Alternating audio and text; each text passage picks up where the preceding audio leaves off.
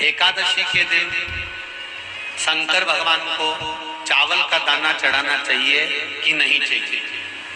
अब बोलो तेरा क्या होगा रे काली?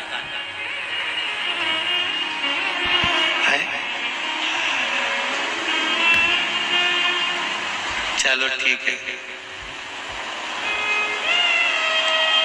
बीमार व्यक्ति से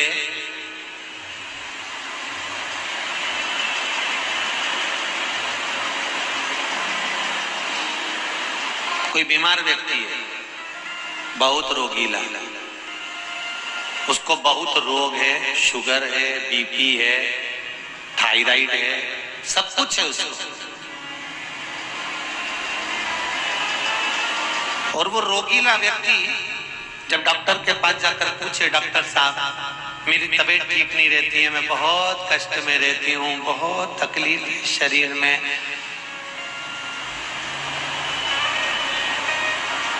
और अभी सावन का महीने का व्रत आ रहा है डॉक्टर साहब, 1 महीना में व्रत करती थी पहले, करूं कि नहीं करूं? तो डॉक्टर साहब क्या बोलेंगे? बोलते जाओ जरा जम के। डॉक्टर बोलेगा कि आप व्रत मत करो। डॉक्टर एक बात कहेंगे, शरीर स्वस्थ रखना है, व्रत बाद में हो जाएगा, अगले वर्ष कर लेना, पर अभी शरीर को सही रखने के लिए दोनों समय अच्छे पेट भरकर सात्विक भोजन करो और अपने शरीर को ठीक करो। सात्विक भोजन, अपने शरीर को, व्रत बाद में भी हो जाए, अगले वर्ष हो जाए, थोड़ी थोड़ी देर में खाते रहना चाहिए हो।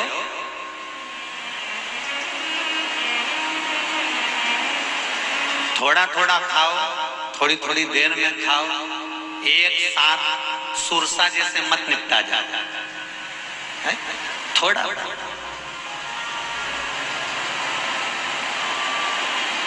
ज्यादा खाओगे और ज्यादा कमाओगे तो दूसरों को कष्ट नहीं होगा, कष्ट खुद को होगा। ज्यादा खाओगे अपाच्य हो जाएगा, रात की नींद उड़ जाएगी, शरीर में अच्छा नहीं लगेगा। ज्यादा कमाओगे, रात की नींद उड़ जाएगी, दुनिया की दृष्टि तुम पर पड़ जाएगी और तुम्हारी रातों की नींद चली जाएगी। कमाओ भी उतना जितना खर्च कर सको और खाओ भी उतना जितना पचा सको। अति सर्वस्व वर्जन। डॉक्टर कहेंगे ये तुम्हारा व्रत जो है ना अगले साल कर लेना, इस साल मत करिए, इस साल तो आराम से भोजन वोजन करो तुम लोग, बढ़िया प्रेम से खाओ पिए। तो उसी तरह किसी ने पूछा कि चावल का दाना एकादशी पर भगवान शंकर को चढ़ा सकते हैं? चावल का दाना शंकर जी को चढ़ाते क्यों है, पहले तो वो समझ। बेलपत्री का तो महत्व आपको बार बार बताया कि बेलपत्री शिव जी को क्यों चढ़ाई जाती है, कहीं रोग के लिए, कहीं बीमारी के लिए, कहीं किस कार्य के लिए, कहीं कोई कार्य के लिए, कहीं कोई कार्य के लिए। चावल का दाना अगर हम शंकर भगवान को चढ़ा रहे हैं तो क्यों चढ़ा रहे हैं, उसका कारण क्या है? चावल का दाना शिव को चढ़ाने का केवल एक कारण रहता है कि चावल को अक्षत कहते हैं।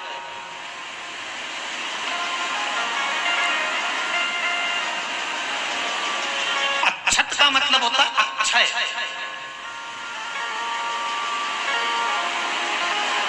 अभी हमारे यहाँ एक तिथि आने वाली है, अक्षय तृतीया। उसका मतलब क्या होता है? अक्षय, जिसका कभी क्षय ना हो। जब हम भगवान शंकर को चावल का दाना चढ़ाते हैं, जैसे बहुत ध्यान दीजिएगा महाराज, बहुत समझने वाली बात है, बहुत ध्यान से।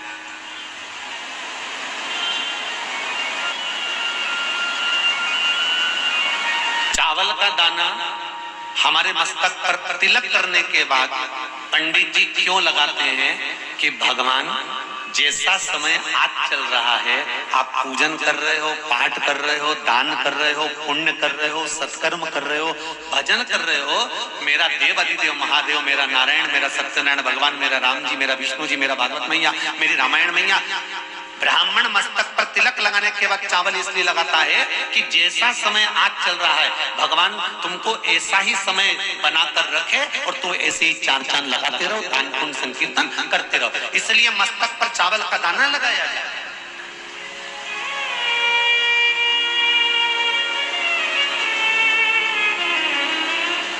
कोई मर जाता है, मरने के बाद जब तक पगड़ी नहीं होती तब तक माथे पर तिलक, चावल का दाना लगाया जाता है। जम के बोलो जरा, नहीं लगाते। किसी पंडित जी से पूछो, ब्राह्मण देवता से पूछो, ब्राह्मण देवता ये कोई मर गया और हमारा तो नियम है कि हम सिर पे तिलक लगाते हैं, चावल लगाते हैं, या पंडित जी से हम तिलक लगवाते हैं, मंदिर जाते हैं तो मंदिर में जाके तिलक लगवा के हम चावल का दाना लगवाते हैं, क्यों नहीं लगाते? उसका कारण क्या है? जब किसी के मरने के बाद 10 दिन तक 12 दिन तक मस्तक पर तिलक क्यों नहीं लगाया जाता? 10-12 दिन तक माथे पर तिलक या चावल क्यों नहीं लगाया जाता? उसका कारण है कि ये जो समय आया है, तुम्हारे यहाँ जो कमी हुई है, तुम्हारे यहाँ कोई मर गया है, तुम्हारे यहाँ किसी के प्राण छूट गए हैं, तो ब्राह्मण इसलिए तिलक नहीं लगाता आपको, इसलिए चावल का दाना नहीं लगाता कि ऐसा दिन भगवान अब ना लाए, इसको अमर ना करे, इसको अक्षय ना करे, इसको प्रबल ना करे।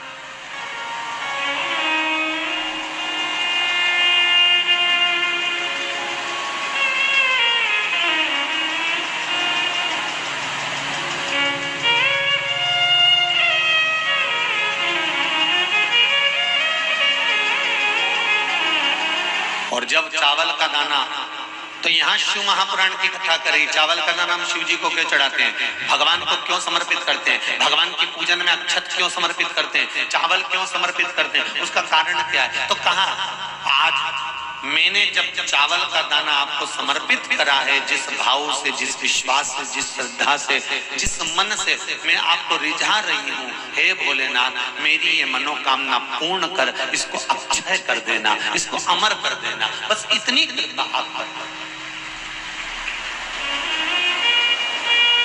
अब किसी ने पूछा एकादशी के दिन चावल चढ़ाए कि नहीं चढ़ाए, तो यहाँ तो सीधी सीधी बात है,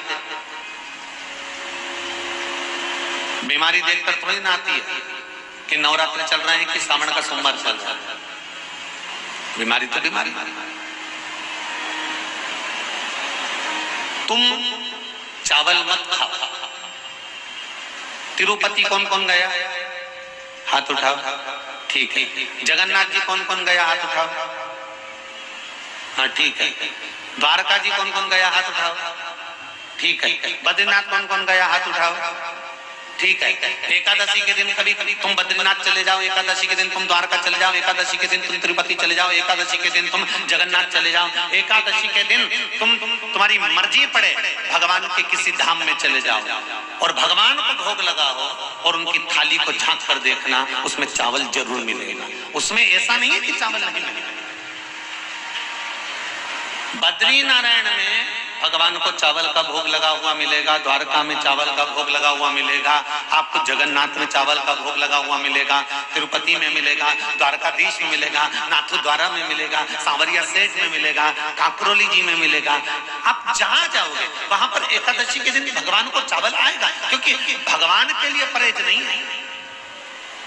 जो काम में डूबा हुआ है, जो आसक्ति में डूबा हुआ है, जो लोभ में डूबा हुआ है, जो वासनाओं में डूबा हुआ है, जो तृष्णा में डूबा हुआ है और जो माता के गर्भ से जन्म लिया, एकादशी के दिन चावल उसको नहीं खाना। अब हमारे यहाँ तो कहावत में कहते हैं, राम जी की जब स्तुति गाते हैं तो कहते हैं भय प्रगट।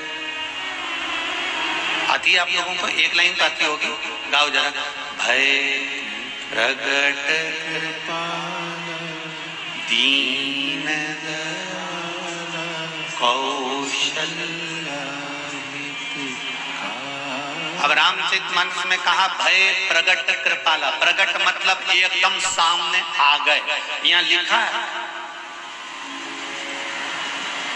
वेदा भय लाला। अगर तुलसीदास जी लिखते तो जन्म लिया होता राम जी ने तो तुलसीदास बाबा लिख देते कि पैदा भय, माता के गर्भ से इनका जन्म। नहीं नहीं नहीं, यहाँ कहा भय प्रगट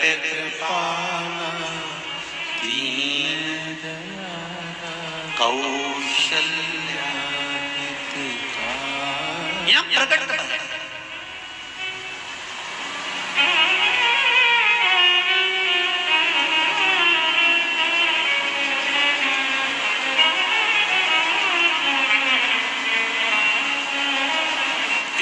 पर स्कंद पुराण,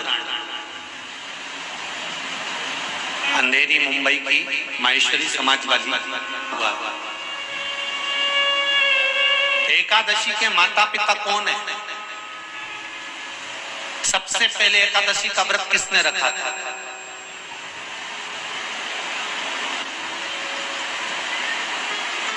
एकादशी का जन्म स्थान कहां है?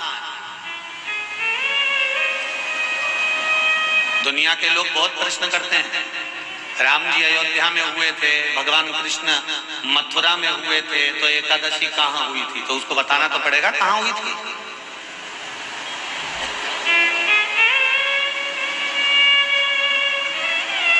उसमें हमने वर्णन किया कि एकादशी के माता पिता कौन है, एकादशी का व्रत सबसे पहले किसने करा, एकादशी का जन्म कहां हुआ,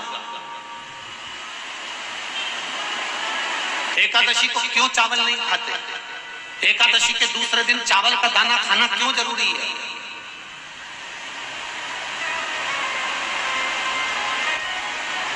कौन सा तीर्थ है जहां एकादशी को उल्टा लटका दिया।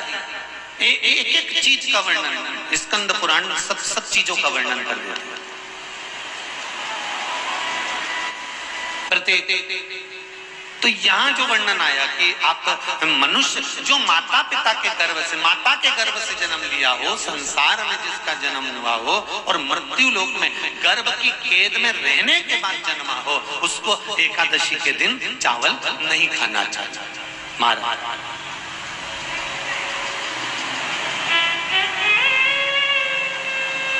पर यहां शास्त्र ये नहीं कहता कि भगवान को चावल नहीं चढ़ाना चाहिए। यहाँ शास्त्र कहता है आप शिव जी को चाहे एकादशी हो, चाहे द्वादशी हो, चाहे प्रदोष हो, चाहे पूर्णिमा हो, चाहे अमावस्या हो, चावल का दाना आप भगवान शिव को समर्पित कर सकते हो। और ज्यादा नहीं, शंकर कभी ये नहीं कहते कि मुझे बहुत सारा चढ़ा। शंकर जी की कथा कहती है कितना, मात्र एक चावल का दाना। हम तो उनसे भी कहेंगे जो लोग कहते हैं ना कि हम आज हमारा सावन का महीना है तो आज हमें भगवान को 1.25 लाख बेलपत्र चढ़ाएंगे, तो कोई कहता हम 1000 बेलपत्र चढ़ाएंगे, तो कोई के हम 5000 चढ़ाएंगे, कोई के हम 50,000 चढ़ाएंगे। मेरा निवेदन केवल इतना है, तुम तो एक चढ़ा।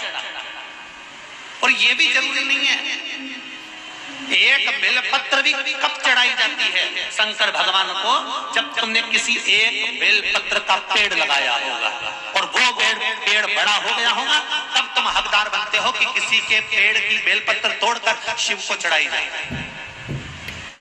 बेलपत्री के पेड़ के नीचे बेलपत्री के वृक्ष की 2 थोड़ी सी बाहर निकली हुई छाल को देख लो। बेलपत्री के वृक्ष की छाल, उस छाल पर कच्चा जो सूत होता है, धागा होता है ना, कच्चा धागा, सफेद कच्चा सूत, उस धागे को बेलपत्री की छाल पर 7 बार घुमा लो। चारों तरफ मत घुमाना, नहीं तो चारों तरफ धागा लेके घूम जाओ। बेलपत्री का जो वृक्ष होता है उस वृक्ष की छाल पर 7 बार घुमा लीजिए। ये केवल शरद पूर्णिमा का ही उपाय है, इसके बाद नहीं करना है, केवल एक ही दिन होगा। बेलपत्री की छाल पर उसको घुमा लीजिए 7 बार घुमाकर। जब वो जनेऊ की तरह हो जाएगा ना, उसको उतार लीजिए। बेलपत्री के वृक्ष के नीचे घी का दिया लगाइए, हाथ में उसको रख लीजिए। जिस व्यक्ति को तुमने धन दिया और वो उलझ गया, नहीं दे रहा, पैसा पहुंचा नहीं रहा है, उस छाल पर जो धागा आपने लपेटा है, श्री शिवाय नमस्तुभ्यम का स्मरण कर बेलपत्री के पेड़ के नीचे कुंदकेश्वर महादेव का नाम लेकर उस धागे को शंकर भगवान को छुआकर महाराज माता पार्वती के चरणों में ले जाकर छोड़ दीजिए। अब विनती कर छोड़ दो और निवेदन कर दो, माँ मेरी इतना धन है, इतना पैसा है, विश्वास कर मैंने उसको दिया था, वो नहीं दे रहा, माँ से निवेदन करो। फिर कहेंगे संसार वालों के सामने जाकर रोगे तो दुनिया के लोग हंसी उड़ाएंगे। आप किसी से कह दो मेरा 5 लाख रुपए लेकर गया, दिया काहे को, हमसे पूछा था, हमने कहा था। दुनिया के लोगों के सामने जाकर कहोगे तो हंसी उड़ाएंगे, अच्छा है लेकर गया, अच्छा है डूब गया। हमें किसी के सामने नहीं रोना। द्रौपदी के 5 पुत्र जब मारे गए तो द्रौपदी किसी के सामने जाकर नहीं रोई। द्रौपदी अगर रोई तो परमात्मा के चरणों में जाकर रोई। एक बेलपत्र, उस बेलपत्र के मध्य भाग में बीच वाली पत्ती पर लाल चंदन और दोनों पत्तियों पर पीला चंदन, नीचे वाली दोनों पत्तियों पर पीला चंदन, बीच वाली पत्ती पर लाल चंदन और दोनों पत्तियों पर पीला चंदन, और इसी बेलपत्र के साथ में जो लाल चंदन वाला जो पत्ती है उस पर एक श्वेत पुष्प, सफेद फूल रखकर आप अपनी कामना कर जब आपको जल चढ़ाते चढ़ाते 3 महीना, 4 महीना, 5 महीना, 6 महीना आपके हो जाए और बाबा देवाधिदेव महादेव को जल चढ़ाते चढ़ाते समय बीत जाए, तब बाबा से अपने दिल की बात कहने के लिए लाल चंदन, सफेद पुष्प, पीला चंदन दोनों पत्तियों पर अपने हाथ में लेकर कामना कर अशोक सुंदरी वाली जगह पर जब हम उसको समर्पित कर देते। अशोक सुंदरी की जगह मालूम है ना आपको?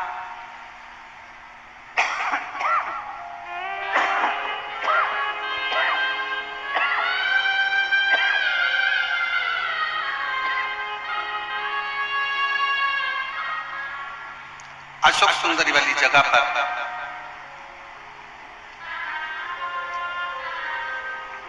ये शिवलिंग जलाधारी और उसके सामने का जो भाग है उसके मध्य भाग में अशोक सुंदरी का स्थान। बस इसी स्थान पर बेलपत्र और श्वेत पुष्प,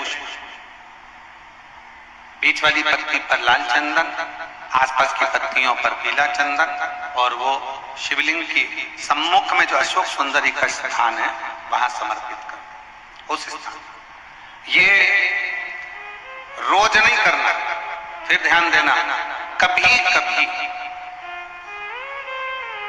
4-6 महीने निकल जाए, 8 महीने निकल जाए, 3 महीने निकल जाए, 5 महीने निकल जाए, उस स्थान, और ये हमने एक बार नहीं बताया, इसको पहले भी वर्णन कर सकते में बेल के फल में वो गुण होता है कि व्यक्ति के जीवन में कितनी भी दुख की घड़ी हो, उसके अंदर कितनी भी शरीर में रोग हो, बीमारी हो, कष्ट हो, बेलपत्री का वृक्ष एक ऐसा, बेल का वृक्ष एक ऐसा वृक्ष होता है जो हमको आरोग्यता तो देता ही है, साथ में भगवान शंकर और पार्वती की कृपा भी देता है। बेला किस किस ने देखा है? जम के बोलो जरा, बेला का फल देखा है आप लोगों ने? अरे बोलो तो, देखा है? बेला का फल कैसा होता है? एकदम गोल हरा सा, आप लोगों ने स्मरण किया होगा। किस किस के यहाँ पर बेल का पेड़ है? बेल का पेड़ है आपके यहाँ? देखा है आप लोगों ने? रखो, अब हम आपसे पूछें, उत्तर जरूर देना, ठीक है? बेल के पूरी दुनिया में जितने फल लगते हैं, कबीट लगा, कद्दू लगा, अनार लगा, सेवफल लगा, संतरा लगा, बेर लगा, चीकू लगा, पपीता लगा, ये बाद में अगर इसको नहीं तोड़ा गया तो ये सड़ जाता है। बोलो, सड़ता है कि नहीं सड़ता? सड़ जाता है। केवल एक बेल का फल ऐसा होता है, बेलपत्री का फल ऐसा होता है कि बेल का फल अगर पेड़ में लगा हुआ है, पक गया, तोड़ लो तो ठीक, ना तोड़ो तो बेल का फल वापिस बूढ़ा नहीं होता, फिर वापिस पकने के बाद कच्चा होना फिर चालू हो जाता है, वापिस कच्चा होता है। पका बेल का फल पहले कच्चे से पकेगा, पकने के बाद अगर नहीं तोड़ा गया और पेड़ में लगा कि लगा रह गया तो वो वापिस कच्चा होना प्रारंभ हो जाता है। केवल एक बेल के पेड़ में वो गुण होता है कि वो पका भी देता है और कच्चा कर भी देता है। बेल के पत्ती में, बेल के पत्र में, बेल के फल में वो गुण होता है कि व्यक्ति के जीवन में कितनी भी दुख की घड़ी हो, उसके अंदर कितनी भी शरीर में रोग हो, बीमारी हो, कष्ट हो, तकलीफ हो, अगर बेलपत्री के वृक्ष के नीचे 5 मिनट, 7 मिनट, 8 मिनट बैठकर श्री शिवाय नमस्तुभ्यम या पंचाक्षर मंत्र नमः शिवाय या षडाक्षर मंत्र ओम नमः शिवाय या महामृत्युंजय मंत्र का अगर वो बैठकर जाप कर लेता है तो उसको उस जगह से इतना बल मिल जाता है कि वो स्वस्थ होना प्रारंभ हो जाता है, उसकी तकलीफें घटना प्रारंभ हो जाती है। बेलपत्र वृक्ष में वो फल है। कोई वृक्ष, सारे वृक्ष उठा कर देखिए, एक एक वृक्ष की गणना करिए कि कोई वृक्ष का फल पकने के बाद वापिस कच्चा नहीं हो सकता। फल बेलपत्री का वृक्ष का फल पकने के बाद अगर पेड़ में लगा कि लगा रह गया तो वापिस कच्चा हो जाता है, पुनः कच्चा हो जाता है। पक गया, पीला हो गया, फिर वापिस बेलपत्री में अगर वो वृक्ष लगा हुआ, वृक्ष में अगर वो फल लगा हुआ है, धीरे धीरे वापिस वो हरा की हरा हो जाता है। बेलपत्र में वो गुण है, बेलपत्र के वृक्ष में गुण है। पका तोड़ लिया तो ठीक, नहीं तो वहीं पे पका हुआ वापिस हरा हो जाएगा, वापिस कच्चा हो जाएगा, वापिस हरा, उसमें वो तत्व है। पक गया तोड़ लो, खा लो, मना लो, पर अगर नहीं तोड़ा तो वो वहीं पर हरा की हरा वापिस हो जाए। बात बेलपत्र के वृक्ष में वो साधना, वो तपता, वो बलता है। इसीलिए कुबेरेश्वर धाम सीहोर में अभी तो निर्मित नहीं, अभी थोड़ा काम चल रहा है। वहां पर जिस स्थान पर बैठकर हमने भी भगवान शंकर के कंकर शंकर का स्मरण किया, इसी पवित्र भूमि पर बड़े आनंद के साथ बेलपत्री के वृक्ष के मध्य में तुमरुकेश्वर बाबा की मूर्ति, और वहां पर उस बेलपत्री के वृक्ष की परिक्रमा का ऐसा स्थान बनाया जा रहा है जहां आप भी, हो सकता है उसको बनाने में 6 महीना 8 महीना 1 साल लग जाए, पर वहां बैठकर आप भी जब उस बेलपत्र की छांव में तुमरुकेश्वर महादेव की साक्षी में शंकर का गुणगान करोगे तो वहां से रोग मुक्त होकर ही जाओगे, ये निश्चित। ऐसा सुंदर उसका निर्माण, उस फल की प्राप्ति। शिव महापुराण की कथा कहती है, भगवान शंकर का चरित्र कहता है, देवराज नाम के ब्राह्मण का चरित्र कर रहा है कि देवराज चोरी का धन लेकर आया, पर शंकर भगवान बेलपत्री के वृक्ष के नीचे उसके प्राण छूट गए और शंकर भगवान के धाम कैलाश चले गया। कारण क्या था? जब बेलपत्र के वृक्ष में लगने वाला फल वापिस हरा हो सकता है, तो कोई अगर अपने मार्ग से भटक भी जाता है, शंकर को अगर उसने 1 लोटा जल चढ़ाया होता है, उसके परिवार के किसी व्यक्ति ने शिव को 1 लोटा जल समर्पित करा होता है, तो वो व्यक्ति वापिस भगवान शंकर की भक्ति की ओर जुड़कर अपना कल्याण कर ही रहता है। प्रिय है पुष्प में आक का पुष्प, जो आंकड़े का पुष्प होता है, शंकर को बड़ा प्रिय है। और दूसरे नंबर पर शंकर को प्रिय है शमी का पुष्प, बहुत ध्यान देना महाराज। तीसरे नंबर पर शंकर को प्रिय है महाराज सरसों का पुष्प। सरसों होती है ना, जो राई अपन बोते हैं, सरसों बोते, उसमें पीले कलर का जो पुष्प लगता है। हमारा तो निवेदन रहता है जब तक सरसों आए तो प्रयास करा करो कि सरसों के 108 पुष्प शंकर भगवान पर चढ़ाना प्रारंभ कर दो। महाराज ये पक्का है कि वर्ष भर कोई बड़ी बीमारी आपको घेर नहीं सकती अगर सरसों के फूल शिव को चढ़ रहे हैं तो। और प्रयास करना कि सरसों का जो पुष्प होता है, सरसों का जो फूल होता है महाराज, अगर कोई व्यक्ति को किडनी या लीवर से जुड़ी हुई कोई तकलीफ होती है, या किसी व्यक्ति का एक्सीडेंट हो गया होता है और उसका कोई अंग रह गया हो, कोई शरीर का कोई भाग रह गया और वो काम नहीं कर रहा हो, जैसे किसी के पांव रह जाते हैं एक्सीडेंट के बाद, किसी का हाथ रह जाता है, या कोई अंग काम नहीं कर रहा हो, वहां ब्लड पहुंच नहीं रहा हो, वो जगह एकदम सुन्न हो गई हो, खाली पड़ गई हो, तो उसके लिए शिव महापुराण की कथा कहती है कि सरसों के पुष्प 11 शंकर जी के राइट भाग में, जहां शिव जी के गण दरवाजे के द्वारपाल मणिभद्र जिस जगह पर निवास करते हैं, कौन निवास करते हैं? मणिभद्र। शंकर जी के दरवाजे के द्वारपाल हैं मणिभद्र जी। तो मणिभद्र दरवाजे के द्वारपाल में राइट भाग में मणिभद्र जी विराजते हैं। मतलब राइट भाग कौन सा हुआ?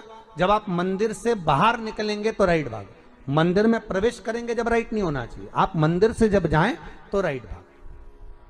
मतलब आप मंदिर से राइट से जाएंगे तो शंकर जी का भी राइट हो जाएगा, क्योंकि शिव जी ऐसे बैठे हैं तो शंकर जी का भी राइट हो गया, देवता उनका भी राइट हो गया, तो राइट भाग सीधा हाथ मणिभद्र जी का स्थान। 11 सरसों के पुष्प मणिभद्र के उस द्वार पर आप रख दीजिए, और मणिभद्र के द्वार पर रखकर अंदर जाकर 108 वापिस जब आप बाहर निकल रहे हैं, ये पुष्प आप रखने के बाद एक बार बाहर जाएंगे, फिर वापस आएंगे मणिभद्र रखने के बाद, और अंदर जाकर 108 सरसों के पुष्प शंकर को समर्पित करेंगे महाराज। उस सरसों के पुष्प जो शिव जी को आप समर्पित कर रहे हैं उसको वापस लेकर आएंगे, श्री शिवाय नमस्तुभ्यम बोलकर उस सरसों के पुष्प को महाराज सरसों के तेल की बोतल में उसको डाल लीजिए। शंकर भगवान को किसी भी प्रदोष में, शाम के समय प्रदोष काल में उस तेल को वापस ले जाकर चढ़ा दीजिए शिव जी को, उसको वापस लेकर आ जाइए। उस तेल का प्रयोग आप नाभि में डालिए, और जो शरीर काम नहीं कर रहा उस स्थान पर कम से कम 15 दिन 20 दिन तक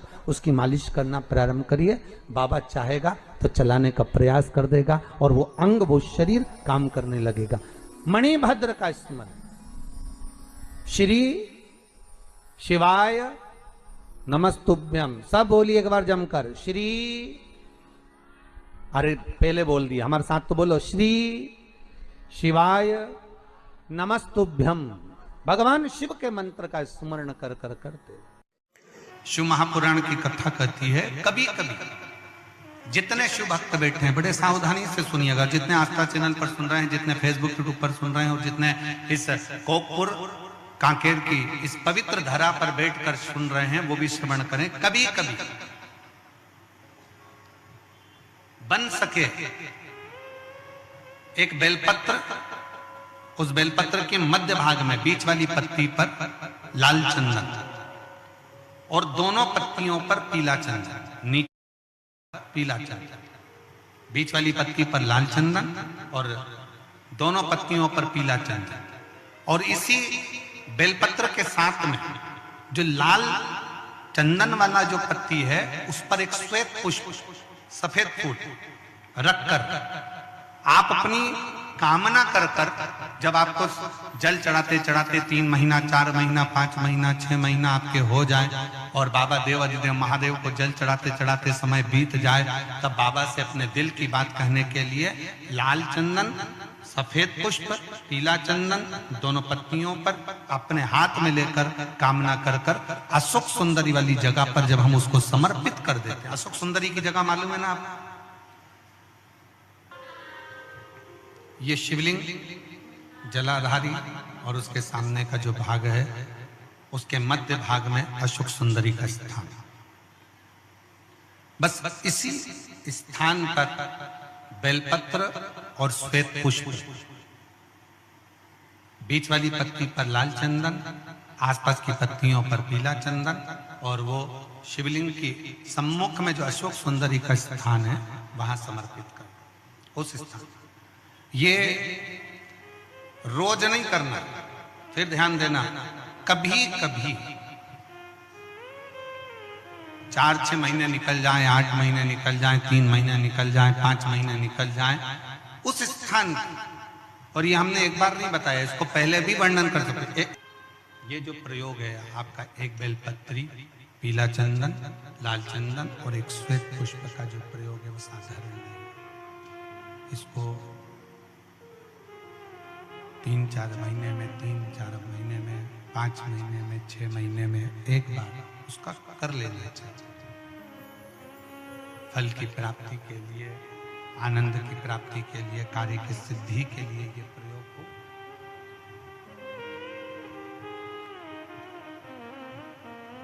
और आश्रित होकर शिव पर पूर्ण भरोसा कर शंकर पर आश्रित होकर शिव की भक्ति करते हुए, शंकर का गुणगान करते हुए, शिव से निवेदन करते हुए, पूर्ण भरोसे के साथ, पूर्ण भरोसे के साथ। और जब हम पूर्ण भरोसे के साथ में शिव की अविरल भक्ति को धारण करेंगे तो शिव तत्व की प्राप्ति जरूर हो। शिव तत्व की प्राप्ति का केंद्र बिंदु अवश्य शिव महापुराण की कथा कहती है। और जितने शिव भक्त बैठे हैं बड़े ध्यान से सुनना, शंकर भगवान की सबसे बड़ी दक्षिणा क्या है?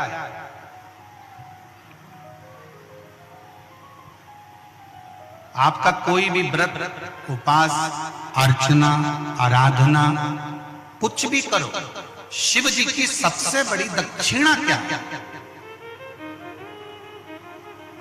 तो शंकर भगवान की सबसे बड़ी दक्षिणा है एक चावल का दाना एक बेलपत्री पर समर्पित कर कर शंकर के शिवलिंग पर चढ़ा देना, ये शंकर की सबसे बड़ी दक्षिणा है।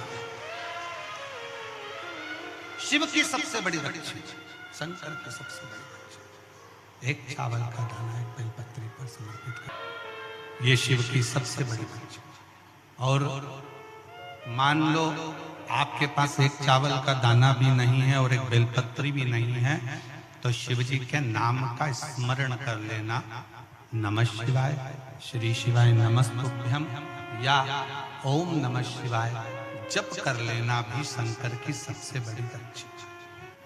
5 स्थान ऐसे हैं जहां पर बैठने से व्यक्ति खाली नहीं जाता। शिवालय में 5 स्थान है, 5 जगह शिवालय में। पहले नंबर पर ये 5 जो स्थान बताए गए हैं शिव महापुराण में शिवालय के, इन 5 स्थानों पर कभी भी बैठोगे और शंकर को पुकारोगे तो वहां से खाली नहीं जाओगे, वहां से खाली नहीं जाओगे। 5 स्थान, और 5 स्थान शिव महापुराण में बताए गए हैं। जिस जगह पर बैठकर प्रार्थना करी जाए, निवेदन किया जाए तो व्यक्ति खाली नहीं रहते। पहले नंबर का है शंकर भगवान का द्वार, जहां भगवान शंकर के गण निवास करते। कभी भी मंदिर के अंदर जब प्रवेश करो, मंदिर के अंदर जब भी जाएं, मंदिर में जब भी प्रवेश करें तो एक बात अपने हृदय में रखो कि शिव की जो चौखट है, शंकर के मंदिर का जो दरवाजा है, चौखट है, उस चौखट पर, उस द्वार पर अपना हाथ का स्पर्श कर कर उसको प्रणाम जरूर करो, उसको निवेदन जरूर करो, उसको नमन जरूर करो। उस चौखट को प्रणाम करिए, उस चौखट को नमन करिए, उसको प्रणाम करिए। पहले नंबर पर है उसकी चौखट का प्रणाम। भगवान शंकर के मंदिर की चौखट को प्रणाम करिए, नमन करिए। कहते हैं शिव मंदिर के चौखट का, दरवाजे का, द्वार का दर्शन मणिभद्र जो शंकर भगवान के दरवाजे का द्वारपाल है, मणिभद्र जो शिव जी के दरवाजे का द्वारपाल है, दरवाजे का दर्शन करने वाले को मणिभद्र अपनी ओर से शिव आज्ञा से कुछ ना कुछ देकर भेजता जरूर है, खाली नहीं भेजता है। दूसरे नंबर पर नंदी हॉल, दूसरे नंबर पर है नंदी का हॉल, जहां नंदी विराजमान होता है। शिव जी के मंदिर में जहां नंदी रहता है, नंदी का जो हॉल होता है, जहां नंदी विराजमान है, नंदी बैठा हुआ है, नंदी जिस हॉल में है वो नंदी हॉल। मंदिर में शंकर के जब भी जाए, शिव के मंदिर में जब भी पहुंचे तो जहां नंदी विराजमान, उस नंदी हॉल में, नंदी के नजदीक में 2 क्षण बैठो।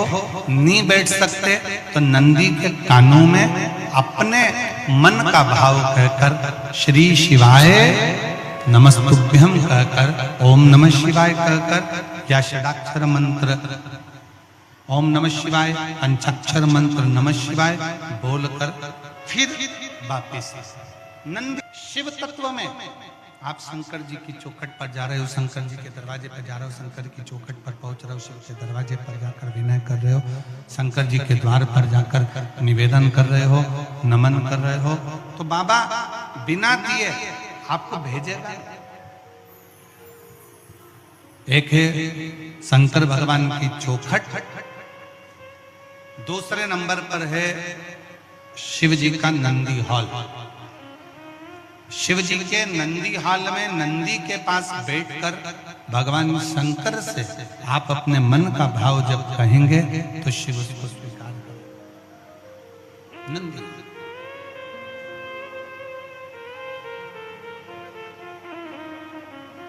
तीसरे नंबर पर शिव जी के मंदिर के पास में जो कुआं हो, बावड़ी हो, तालाब हो, सरोवर हो, शिव जी के मंदिर के पास में कोई कुआं, बावड़ी, तालाब, सरोवर, नदी अगर हो तो उस सरोवर, कुआं, बावड़ी, तालाब और नदी के पास में 2 क्षण बैठकर शंकर के नाम का उच्चारण करने पर, शिव नाम का उच्चारण करने पर शिव देते जरूर हैं। शंकर देने में पीछे हटते नहीं हैं, शिव देते जरूर हैं। शिव नाम का उच्चारण करने पर शिव देते थे। चौथे नंबर का, शिव मंदिर में लगे हुए वृक्ष, पीपल, बड़, आंवला, शमी, बेल, ये शंकर के मंदिर के वो वृक्ष हैं। शिव मंदिर के, शिवालय के नजदीक में जो वृक्ष लगा होता है, उस वृक्ष के पास में, उस वृक्ष के नीचे 2 मिनट 5 मिनट बैठकर शंकर के नाम का उच्चारण करने पर, शिव नाम का स्मरण करने पर शिव देते जरूर है। ये चौथा स्थान नंदी के पास में। तीसरा स्थान, शिवालय के पास में जो कुआं हो, बावड़ी हो, तालाब हो, सरोवर हो, नदी हो, कुंड हो, वहां। 4 स्थान सब लोग बोलेंगे। पहला स्थान कौन सा बताया था? शिव जी की, जम के बोलो जरा, चौखट दरवाजा। दूसरा स्थान नंदी के नजदीक में, नंदी हॉल में 2 मिनट 5 मिनट बैठकर बाबा से अपने मन का भाव जरूर कहना चाहिए। चौथा स्थान, जम के बोलो जरा, शिवालय में, शंकर के नजदीक में, शंकर के मंदिर के पास में जो वृक्ष हो, बड़ का, पीपल का, आंवले का, शमी का या बेलपत्र का जो वृक्ष हो, उसके नजदीक में, उसके नीचे, उसके पास में बैठकर जो बोला जाता है, शिव उसको स्वीकार करता है और देता जरूर है। और 5वें नंबर का शिव पुराण कहती है, शंकर जी के मंदिर में उत्तर की ओर मुख कर, उत्तर मतलब शंकर जी का जो शिवलिंग है ये जलाधारी है और ये पानी बहने का स्थान है। शिव जी के मंदिर का जो पानी बहने का स्थान होता है वो उत्तर का होता है। तो आप जब दक्षिण में बैठेंगे और उत्तर की ओर देखेंगे या उत्तर की ओर से दक्षिण में बैठकर शंकर का स्मरण, पूजन, दर्शन उत्तर की ओर मुख कर करते हैं या उत्तर की ओर बैठकर भगवान शिवालय में, शंकर के मंदिर में जो मांगते हो शंकर वो देता जरूर है। ये 5 स्थान बताए, ये 5 स्थान शिवालय में बैठकर, शंकर के नजदीक में बैठकर, शंकर के पास में बैठकर यहाँ मांगा जा सकता है, यहाँ शिव से प्राप्त किया जा सकता है। तो पहला स्थान, जम के बोलो जरा, पहला स्थान कौन सा है? शिव जी के मंदिर का द्वार।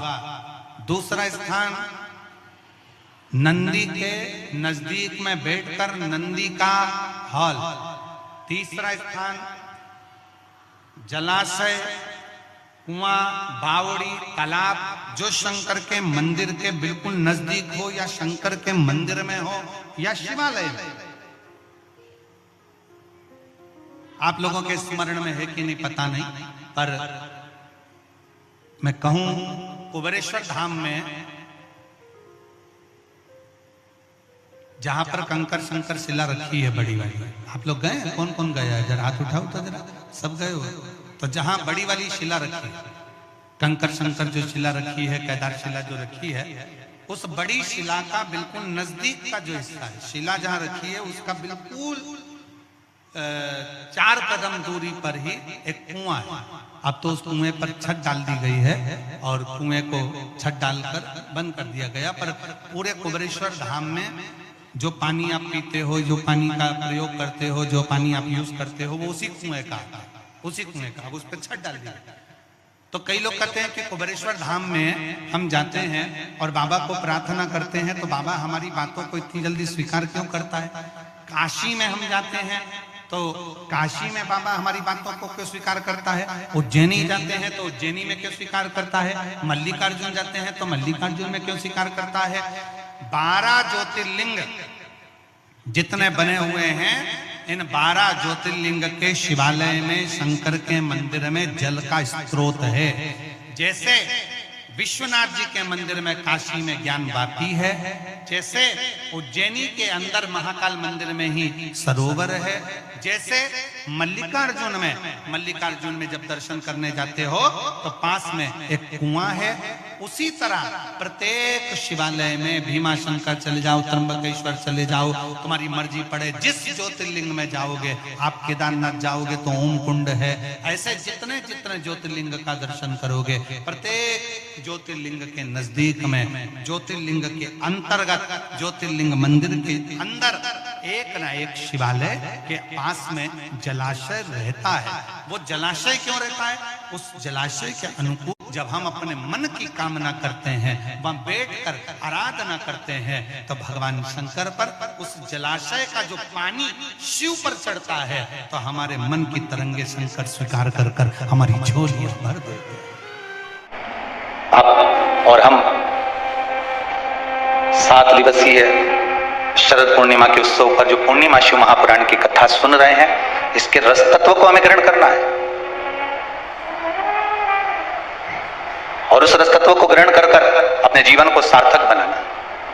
कई माताएं कहती हैं, गुरुदेव हमारे यहाँ पर शंकर भगवान का शिवलिंग नहीं है, तो क्या हम बाजार से ले आए? और हमारे यहाँ पर शिवलिंग है तो वो बड़ा है, तो क्या हम उसको पीपल के पेड़ के नीचे छोड़ आए? नहीं।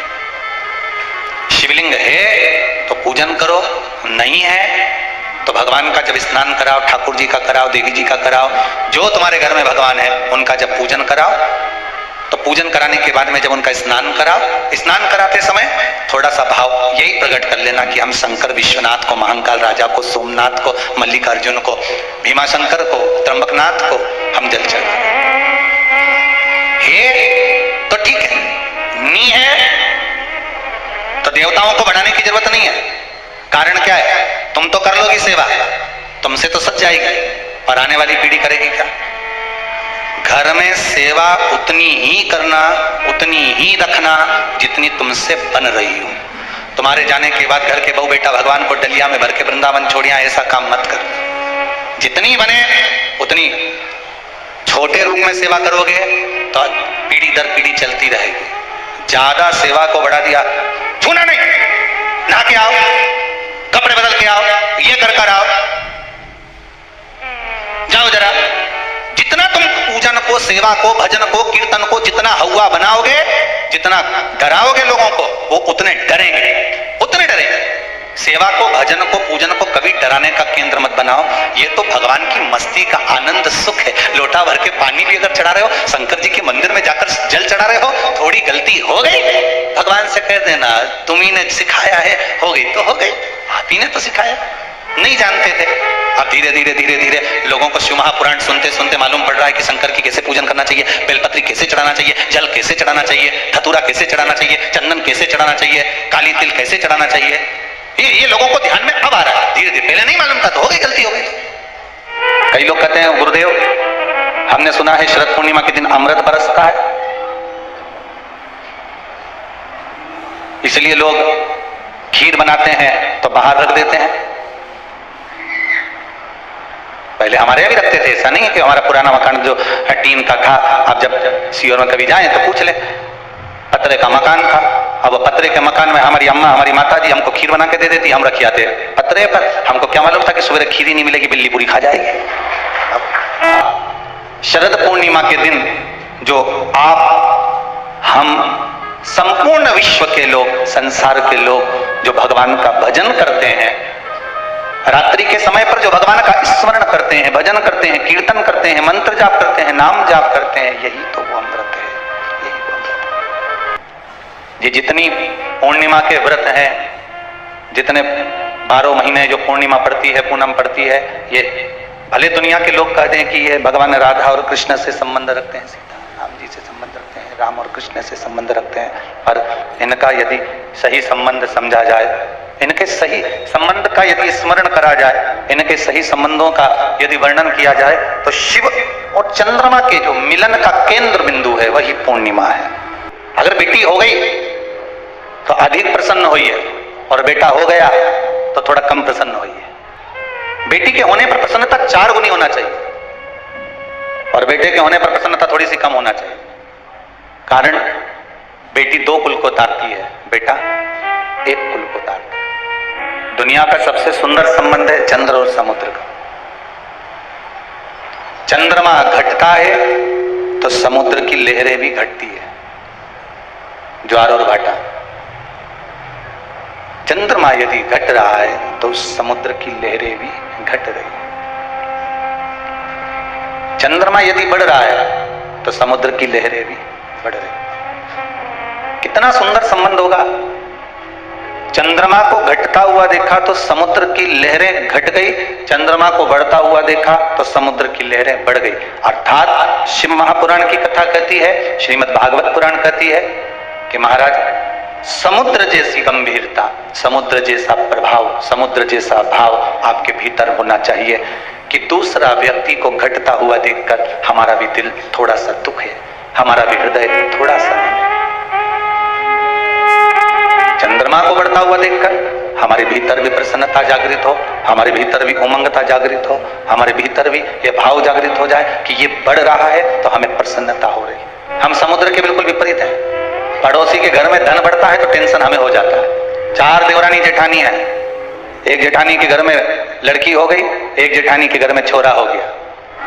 अभी परसों जलाया है रावण। रावण कब जलाया? अरे बोलो तो जम के, परसों। रावण दुराचारी भी था आपके हिसाब से, पापी भी था, पर आज के मनुष्य जैसा दोगला तो नहीं था।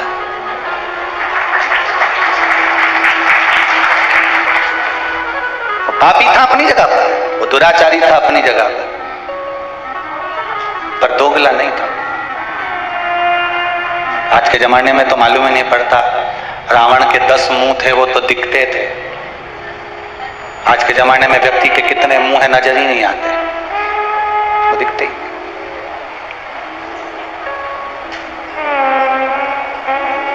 पर जिसने जो देखा उसे वही दिखा। रावण ने माता सीता का तो स्पर्श भी नहीं करा जब तक लंका में मां जानकी रही, पर आज तक भी अगर पुतला जलता है तो वो रावण का ही जलता है।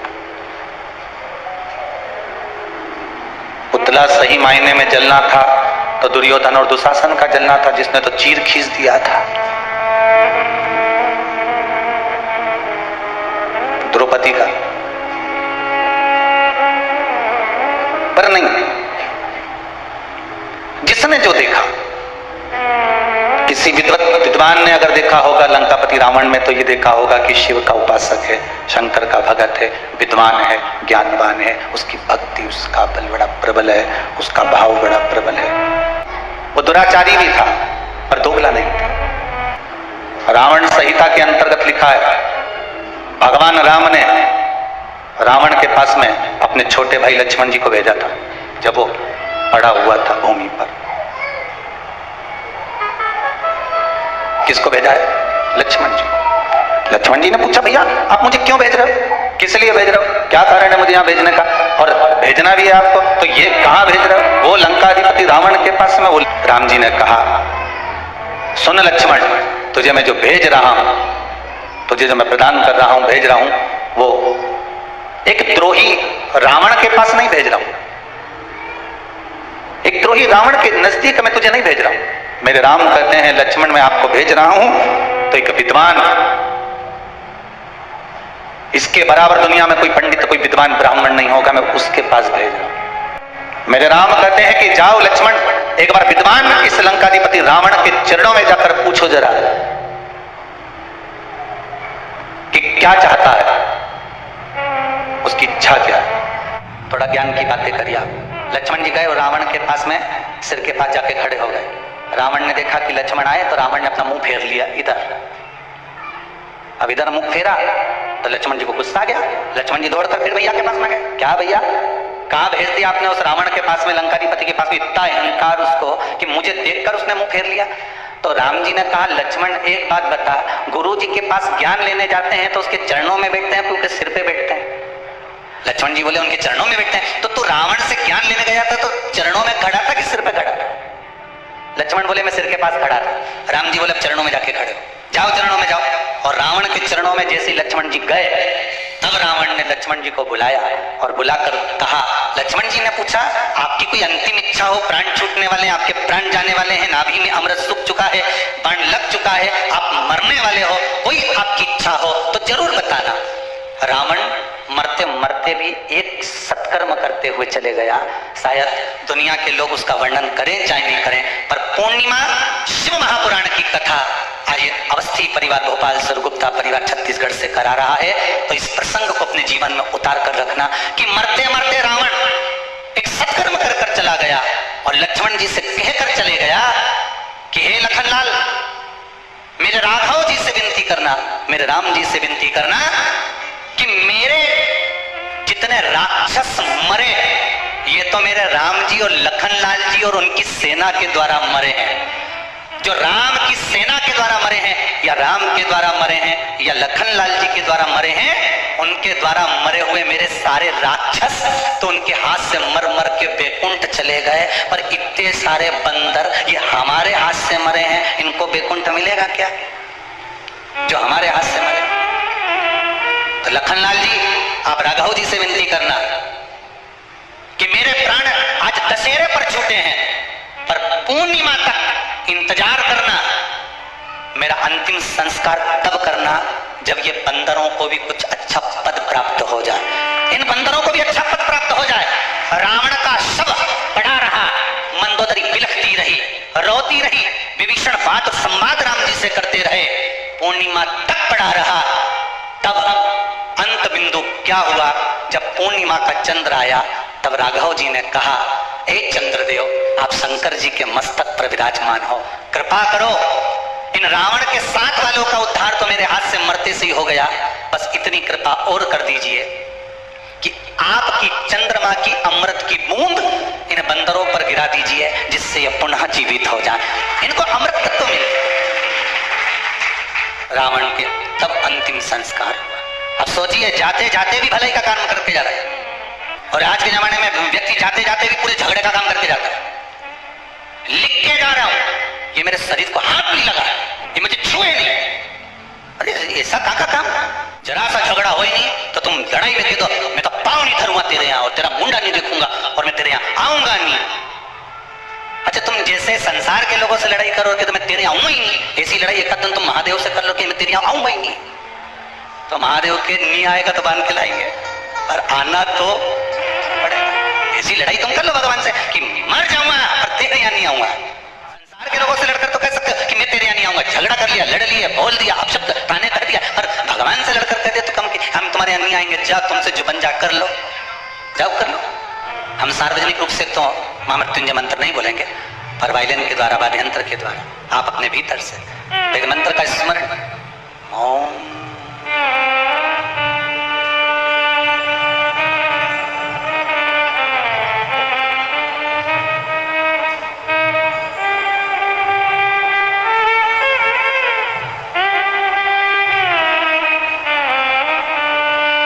अमृत छुपा है। एक बार आप नेत्र बंद कर इसी वाद्य यंत्र के साथ ध्यान लगाकर इस ब्रह्म मंत्र का, महामृत्युंजय मंत्र का फिर एक बार स्मरण करिए।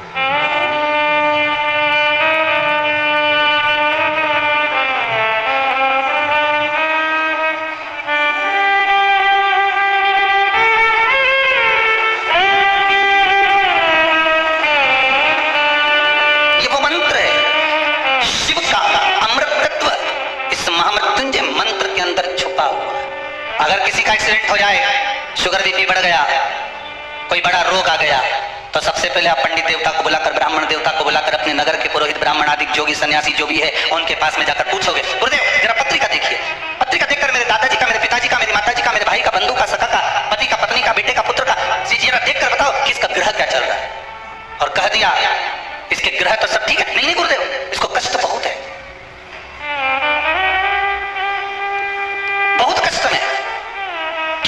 ब्राह्मण देवता से पूछोगे, नगर के किसी ब्राह्मण जन से आप पूछोगे, किसी विद्वान पंडित जी से आप पूछोगे, तो वो अगर शरीर में कष्ट है, रोग है, बीमारी है, बड़ी विपदा आन पड़ी है, तो कोई तुमसे नहीं कहेगा कि कनक धारा का पाठ करिए, कोई तुमसे ये नहीं कहेगा कि श्री सूक्त का पाठ करिए, कोई तुमसे ये नहीं कहेगा कि पुरुष सूक्त का पाठ करिए।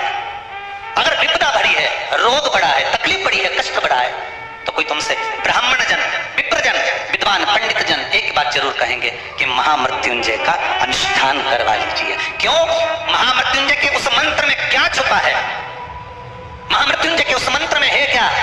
तो महामृत्युंजय के उस मंत्र में चंद्र और शिव का अमृत तत्व छुपा हुआ है। एक छोटा बच्चा एक गुल्लक तैयार करता है, उस गुल्लक में रुपया डालते जाता है, पैसा डालते जाता है, गुल्लक में रुपया पैसा भरते जाता है, पैसा डाल रहा है, रुपया डाल रहा है।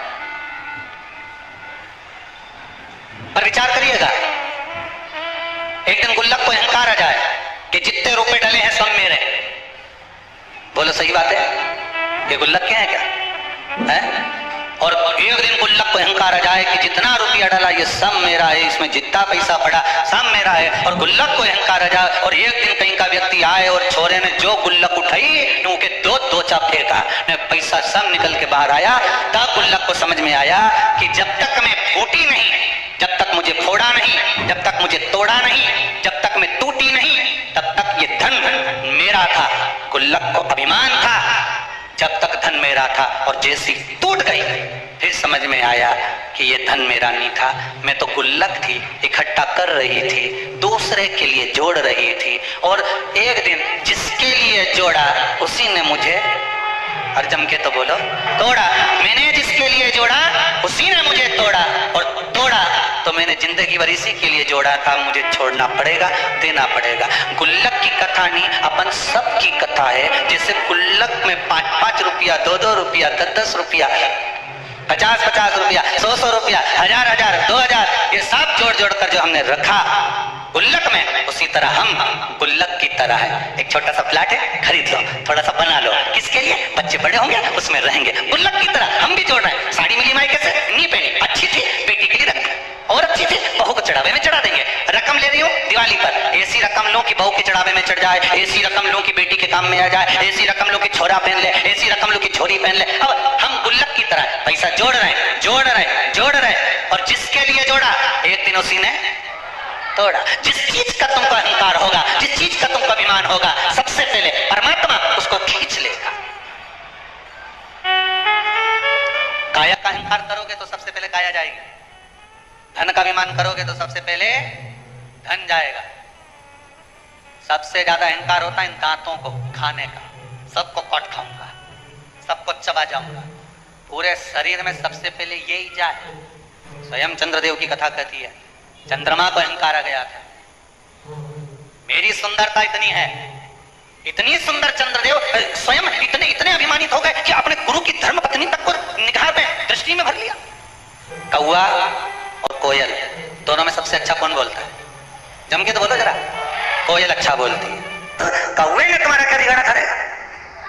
वो तो बेचारा श्राद्ध में जीवने भी आए, और नहीं आए तो तुम थाली लेके काव कर करवा जाए। इसके बाद भी तुम्हारा पितरों के नाम से आए जिमने, तो भी तुम्हारे मुंह पे नहीं आया कि कौवा अच्छा बोले। तुम्हारे मुख पे आया तो एक ही बात आई ना, कोयल अच्छा बोले। ना कोयल ने तुम्हें रिश्वत दी, ना मोती दिया, ना लड्डू दिया, ना पेड़ा दिया, ना कपड़े दिलाए, ना एक बार कभी दिवाली पे घूमने गई तुम्हारे साथ। ना वो कोयल कभी तुम्हारे को शॉपिंग मॉल में लेके गई, कि कभी एक आध बार हैंडसेट दिला दिया, मोबाइल दिला दिया। इसके बाद भी तुम्हारे मुख पर नाम आया तो कोयल का आया। कौवे ने तुम्हारा कुछ बिगाड़ा? कभी कौवे ने गाली दी, अपशब्द बोला हो, कभी तुम्हारे लिए आड़ा टेढ़ा करा बोला? कभी नहीं। पर कारण केवल एक था कि कौवा बोलता बड़ा बेकार था और कोयल बोलती बड़ा मीठा थी। बस निवेदन यही है, आप किसी को धन दो मत दो, आप किसी को दौलत दो मत दो, आप किसी को संपदा दो मत दो। मेरा निवेदन केवल इतना सा है, घर में जितनी माताएं निवास करती हैं, घर में जितनी बहुएं निवास करती हैं, घर में जितने बेटे रहते हैं, घर में जितने बुजुर्ग रहते हैं, उन सब से निवेदन है कि कौवा ना तो किसी का कुछ बिगाड़ता है और कोयल ना किसी को कुछ देती है, तो भी कोयल की बड़ाई होती है। उसी तरह तुम भी कुछ मत दो, रोटी बनाना हो तो बनाओ, नहीं बनाना मत बनाओ, जाओ ने कमरा में सो जाओ, पर मुंडा से जो आवाज निकालो तो कोयल जैसी निकालो, तो दुनिया में तुम्हारा पूछने वाला ढेर हो जाए। कोठी बंगलो वालो सुन लो, जिनको 1 मिनट एसी के बिगर नींद नहीं आए, वो संसार में 3 दिन कैसे रहेगा? 3 दिन ही रखते ना। अरे बोले तो सर, एक दिन आग लगाई, दूसरे दिन तक ठंडा हुआ, तीसरे दिन भर के ले गए, छोड़िया। अब 3 दिन जो के मेरे पिताजी के बिना नहीं रह सकता, मैं अपनी माताजी के बिना नहीं रह सकता, मैं अपने बेटे के बिना नहीं रह सकती, मैं अपने परिवार के बिना नहीं रह सकता, वहां आग लगा के छोड़ आएंगे अकेले। हमारा तो निवेदन है, जो जिसको ज्यादा लगे ना कि मैं बिना एसी के नहीं रह सकता, मैं तो कहीं पे भी जाता हूं तो एसी का कमरा चाहिए, एसी का कमरा, उनसे निवेदन है शमशान में जाने से पहले एसी लगवा जाना और कह देना ओपनिंग में करूंगा, बिना एसी के कमरे के में नहीं रह सकता। तो शमशान में बिना एसी के एसी लगवा, बेटो से कहते शमशान में एसी लगवा, तो शमशान में कहां लगाऊं? जहां मुर्दा जले ओपनिंग कौन करेगा?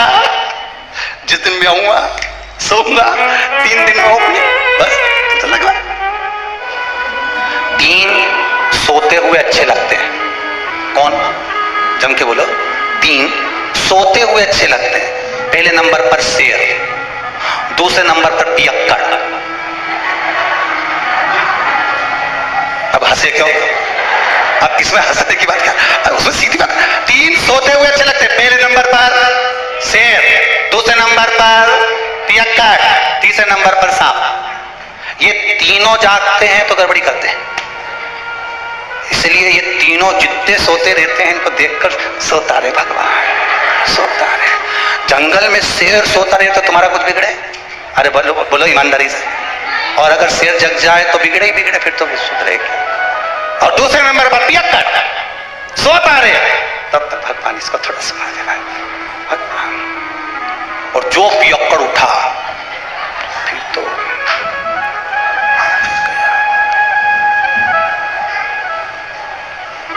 और तीसरे नंबर पर सांप सोता हुआ अच्छा लगता है। कोटर में भरा रहे, एक छिद्र में पड़ा रहे, सोया रहे, अच्छा। और सांप जब जग जाए तो बिना पुंगी के भी पुंगी बच जाए। ये 3 सोते हुए, ये जगह 3 ने गड़बड़ी करी।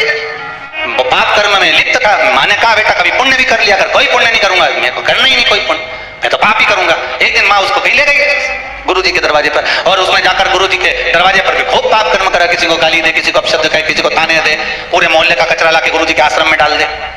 गुरुजी भी बड़े परेशान, कहां से लिया है इसको? फिर भी गुरुजी बोले ठीक है।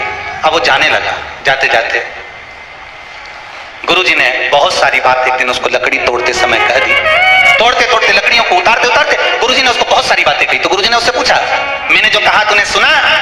तो पापी जो जीव था वो बोला, काय को सुनो? मैं मेरी माँ को कह के आया था, एक शब्द नहीं सुनूंगा तुम्हारा। अरे नहीं सुना तो क्या हुआ, परंतु अब तो सुन ले। क्या? कल शाम को 4 बजे तुम मर जाए। मरेगा ये पक्का है, और अगर मर भी जाए ना, परमात्मा के सामने भी पहुंच जाए तो परमात्मा से कह देना जो लेने आए उसे एक ही बात कहना। वो पूछेंगे तेरे से कि पहले पुण्य भोगेगा कि पाप भोगेगा, तो कह देना पाप भोगूंगा और पुण्य को मुझे मेरी आंखों से देखना। बस इतना कहना और कुछ मत कहना। जा। अब इसको तो लगा कोई गुरुजी कोई सत्य बोलेंगे कि मैं 4 बजे मर जाऊंगा, और जैसे ही 4 बजे दूसरे दिन तो निपटी गया, मर गया। मरकर यमराज की कैद में गया तो यमदूतों ने ले जाकर इसको यमराज के सामने खड़ा करा। यमराज ने कहा बता पुण्य भोगेगा कि पाप भोगेगा? तो क्या पाप तो भोगूंगा पर पुण्य अपनी आंखों से देखूंगा। तो दोनों में से पहले क्या करना चाहता है? तो उसने कहा पाप भोग लेता हूं और पुण्य अपनी आंखों से देख लेता हूं, बस बता दो। अब इतने में यमराज ने कहा ये कोई बात होती कि पुण्य अपनी आंखों से देखेगा? मर गया क्या पुण्य के खाक देखेगा? नहीं, मैं तो अपनी आंखों से देखूंगा। यमराज इसको ले गए, इसको नरक का भोग भुगताते भुगताते भगवान ब्रह्मा जी के पास पहुंच गए। ब्रह्मदेव ने पूछा हुआ क्या? प्रभु समझ में नहीं आ रहा। ये एक ही बात लेकर बेटा कि पाप का भोग भोगूंगा, पुण्य अपनी आंखों से देखूंगा। अब ये मर के आ गया तो क्या पुण्य क्या खाक देखेगा? ब्रह्मा जी बोले तुम अपने काम में लग जाओ, मैं सब निपट लूंगा। ब्रह्मा जी ने उसको रोक लिया, भैया क्या बात है? उसने कहा बस एक ही बात है, मेरे को पुण्य अपनी आंखों से देखना और पाप भोगना है। तो ब्रह्मा जी ने कहा तुमने पाप भोग लिया ना? हाँ भोग लिया, अब पुण्य दिखा दो। तो ब्रह्मा जी ने कहा भैया पुण्य केवल इतना सा है कि मरने से पहले तूने गुरु की एक बात मान ली और यहां आकर उस बात को कह दिया कि पाप भोगूंगा और पुण्य अपनी आंखों से देखूंगा। तूने गुरु की मात्र एक बात मानी, इसलिए तुझे में ब्रह्मा का साक्षात दर्शन हो गया। एक बात अगर तूने आज गुरु की मानी है तो ब्रह्मा का दर्शन हुआ है। ये शिव महापुराण की कथा वेद व्यास जी महाराज 24,000 श्लोक को, शिव महापुराण के इन संवादों को, इन श्लोकों को, इस शिव महापुराण को, भागवत आदि पुराणों को अगर वेद व्यास जी ने लिखा है और किसी ब्राह्मण के मुख से आप श्रवण कर रहे हैं, एक संवाद, एक शब्द भी अगर आपने अपनी जिंदगी में उतार लिया तो यह पक्का है कि पुण्य तुम्हारे सम्मुख में आकर खड़ा हो जाएगा और परमात्मा का, मेरे शिव का एक ना एक दिन दर्शन जरूर हो जाएगा। ये पक्का है। मान लो शरीर कहीं से सफेद पड़ रहा है, कहीं से काला पड़ रहा है, शरीर में काले काले चट्टे पड़ना चालू हो गए हों या कोई विशेष रोग हो गया, गाय ब्राह्मण बहन बेटी ये सब काल का हरण करते। एक व्हाट्सएप पे एक मैसेज भेजा था किसी ने, उसमें लिखा था गुरुजी भगवान से प्रार्थना करवाना कि जैसे नवरात्रे में हमारे घर की बहुएं, हमारी घर की बेटियां इतना सुंदर सुंदर श्रृंगार कर कर सज कर इतनी जोरदार जोरदार गरबा करती हैं, इतनी एनर्जी इनको जो नवरात्रे में माता जी 9 दिन देती है, ऐसी ही एनर्जी दीपावली पर लिपाई पुताई और पुछाई के लिए दे दे। ऐसी प्रार्थना नवरात्र में इतनी एनर्जी इनमें आ जाती है कि डंडा ले लेके ये एक पाँव वहां, एक पाँव वहां, बस भगवान से प्रार्थना करना गुरुदेव की ऐसी एनर्जी हमारी बहु बेटियों में भगवान दिवाली तक ऐसी दे दे कि सारे डब्बे पोंछ पोंछ के धरते हैं। घर में जितना भी झाड़ू पोछा है, ये अच्छी टेबल पे चढ़ी यूं मार समझ ले करवई खेल रही, ये बोल दो फिर पेंट में। फिर 9 दिन के बाद अगर सास कह दे कि बेटी उधर से झाड़ू लगाती लगाती लिया और सारे रसोई घर के डब्बों को निकाल के धो के पोंछ ले, उतने में तो 4 दिन से तो मेरी कमर ही टुकड़ी है। अहंकार में 3 गए धन वैभव और वंश, ना मानो तो देख लो रावण कौरव कंस, ये तीनों अहंकार में चलेगा। आपका अभिमान, आपका अहंकार आपको परमात्मा से दूर कर देगा। आप कैसे पहचानोगे कि भगवान आपसे रूठ गया? आप कैसे जान सकते हो कि भगवान आपसे रूठ गया? हमने देवी जी को धोख नहीं लगाई तो देवी जी नाराज हो गई, हमने पिताजी को धोख नहीं लगाई तो पिताजी नाराज हो गए, हमने वो देवता के ये नहीं करा तो वो नाराज हो गए। आपको कैसे मालूम पड़ेगा कि देवता नाराज होते हैं? देवता नाराज होते हैं, याद रखना, संसार में देवता अगर नाराज होते हैं तो कभी किसी का अहित नहीं करते। बहुत ध्यान देना इस बात पर, कभी अहित नहीं करेंगे देवता अगर नाराज होंगे। देवता नाराज होते हैं तो किसी का भोजन पानी बंद नहीं कर देते। देवता नाराज होते हैं तो किसी का खाना पीना बंद नहीं करवा देते। देवता अगर नाराज हुए हैं और आपको मालूम करना है कि देवता मुझसे नाराज हैं, तो कैसे मालूम करोगे? तो केवल एक काम करिएगा, अगर देवता नाराज होते हैं तो सबसे पहले आपकी पूजन पाठ छुड़वा देते हैं। क्या छुड़वाएंगे? रोज मंदिर जाती है, रोज माला उठाकर जाप करती है, रोज गीता जी का पाठ करती है, रोज दिया लगाने जाती है। 4 दिन 5 दिन 6 दिन 10 दिन अगर आप दिया लगाने नहीं गए, मंदिर नहीं गए, पूजन नहीं करी, तो समझ लेना कि देवता मुझसे नाराज हैं, इसलिए मेरा मुंह नहीं देखना। परसों की बात है, एक माता जी आकर बोली थी, गुरुजी मेरा शरीर बहुत कांपता है, शरीर इतना कांपे मैं घर से लोटा पानी का भर के ले जाऊं तो वहां जाके पूरा खाली हो जाए। अब आप बताओ शंकर जी पानी कैसे चढ़ाऊं? हमने भी सोचा बड़ी गजब की बात है। अब शिव पुराण में लिखा है कि वहीं का लोटा, वहीं का पानी, वहीं के शंकर को चढ़ाओ तो पुण्य नहीं मिले, इसलिए घर से ले जाओ। और अगर वहां का चढ़ाओ तो कुछ 1 रुपया पानी का जो भरा होगा, जिसने जिसने मजदूरी करी होगी, जिसने लाया होगा, तो वो पहले दान पेटी में डालो, उसके बाद चढ़ाओ। तो हमने कहा माता जी काम करो तो मंदिर में से पानी भर लिया करो। अरे गुरुजी भरने को तो भर लो, पर आपने कहा था थोड़ी सी दक्षिणा चढ़ाओ, मेरे पास तो इतना भी नहीं है कि मैं दक्षिणा चढ़ाऊं। अब बताओ लोटा कैसे लेके जाऊं? हमने मन में सोचा हमें ही मिले ऐसे कृष्ण। हमने कहा एक काम करो, तुम मंदिर मत जाओ, तुम तो घर में रहो, भगवान का भजन करो, श्री शिवाय नमस्तुभ्यम जपते रहो।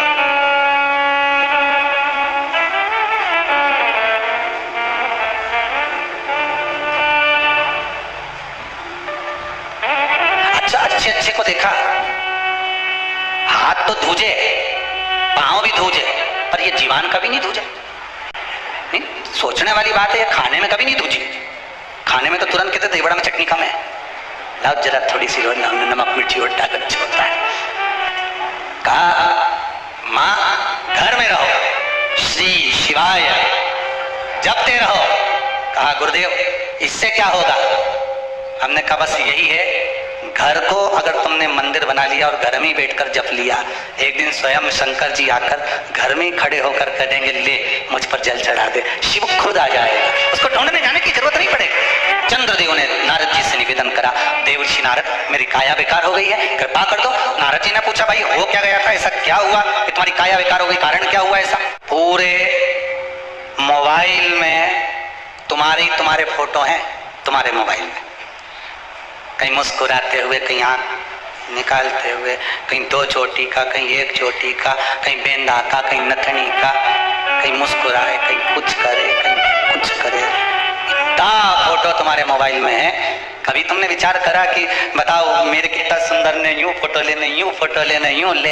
कभी कभी जैसे तुमने विचार करा कि इस मोबाइल में मेरे फोटो भरे हुए हैं और अलग अलग स्टाइल के भरे हुए हैं, कभी कभी तुमने विचार करा कि मैं एक दिन माला लेकर बैठ जाऊं और जैसे मैंने फोटो, जितने मोबाइल में मेरे फोटो हैं उतनी ही माला आज मैं जप के बताऊंगी, श्री शिवाय नमस्तुभ्यम, श्री शिवाय नमस्तुभ्यम, श्री शिवाय नमस्तुभ्यम। फोटो तो बढ़ रहा है, फोटो तो बढ़ रहा है, पर भजन बढ़ रहा है क्या?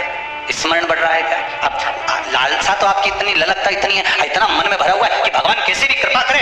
आज के जमाने में दुनिया के लोग करना कुछ नहीं चाहते, बस उनका तो मन है कहीं बाबा जोगी ऐसा मिल जाए, कहीं का महाराज ऐसा मिल जाए और वो ताली बजाने, चुटकी बजाने हंडा निकल जाए। अगर ऐसा हंडा निकलता रहता तो महाराज खुद नहीं भर लेता। अरे बोलो तो सही, गीता जी में मेरे कन्हैया जी कर रहे हैं, गीता जी में भगवान कृष्ण कर रहे हैं, कर्म प्रधान है, कर्म करोगे फल की इच्छा मत रखना, मैं आऊंगा खुद लेकर चले जाऊंगा। और आज के जमाने अभी नवरात्रे गई, ना जाने कितना कितना लोग कहाँ गया होगा, अगरबत्ती लेकर, नरियल लेकर, कोई यूं घूमे, कोई यूं घूमे, कोई कुछ के,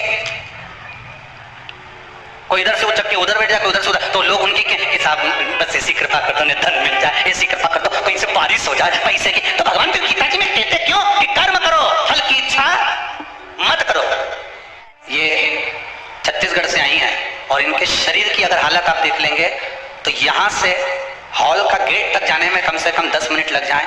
शरीर पर पूरे पे बाबा ने बचाया है, वो तो लकवा लगा हुआ है और इतनी हालत शरीर की, जरा मैं कहूंगा जी आप 2 मिनट के लिए खड़े होंगे, पकड़ के खड़ा कर दो उनको। शरीर की हालत ही है, उसके बाद भी विश्वास नहीं आ रहा, और विश्वास नहीं आ रहा, पति से एक ही बात कही कि एक बार शिव पुराण की कथा करवाना है, और पति को भी कहूंगा ना मन करके कि आप भी खड़े होइए एक बार उनके पास में। आपको भी मैं धन्यवाद दूंगा कि सेवा का फल क्या होता है, एक पति पत्नी का संबंध क्या होता है, इन्होंने निभाया।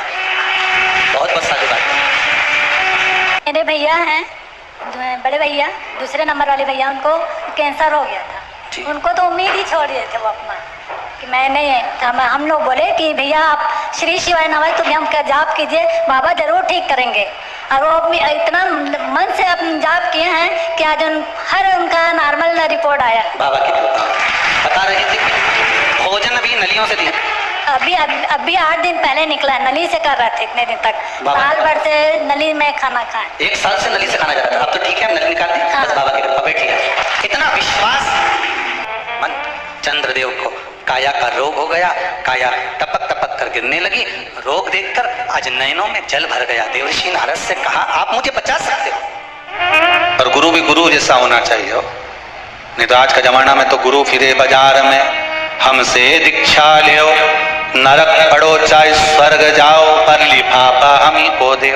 तो आज का जमाना में तो गुरु भी इतना हो गया कि जानना मुश्किल है कि असली कौन है नकली कौन, कैसे पहचाना, कैसे जाना। एक रुक्मणी जी के सम्मुख में गुरु आए और रुक्मणी जी ने जाकर कह दिया गुरुदेव मेरे द्वारकानाथ के पास जाकर एक संदेशा दे देना कि ये पत्र में जो लिख कर दे रही हूँ ये गुरु जी बस उस द्वारकाधीश के पास पहुंचा दे, बस ये पत्र पहुंचा दे, बाकी के सब तो वो द्वारकानाथ देख लेगा।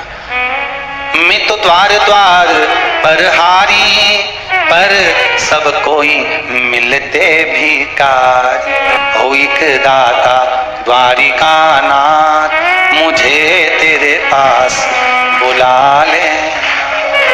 गुरु मिले, सतगुरु मिले, ऐसा मिले कि आपके हृदय की डोर को जो परमात्मा से बांध दे।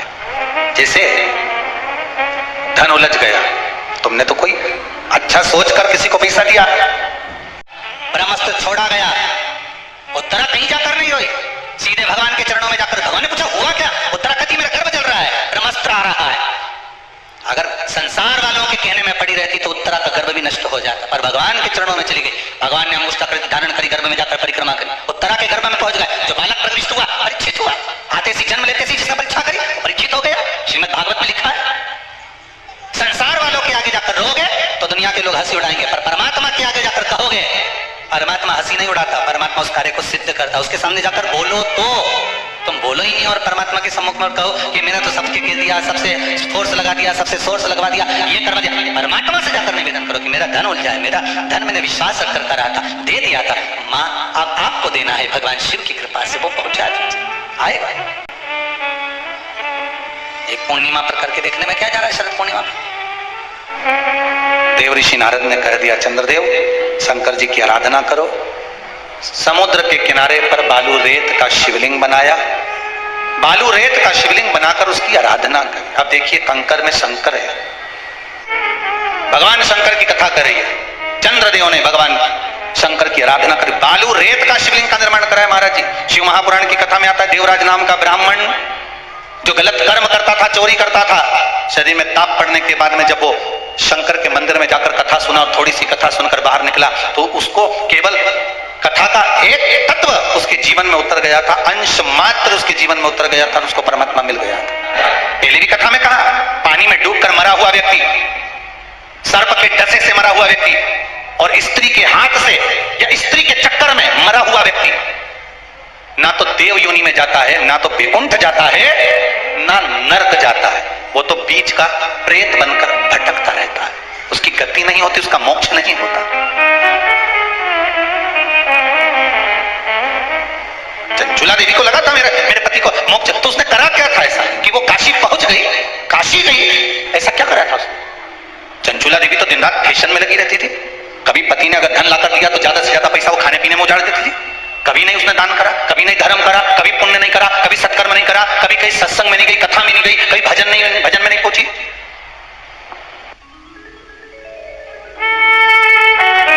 फिर उसने करा क्या?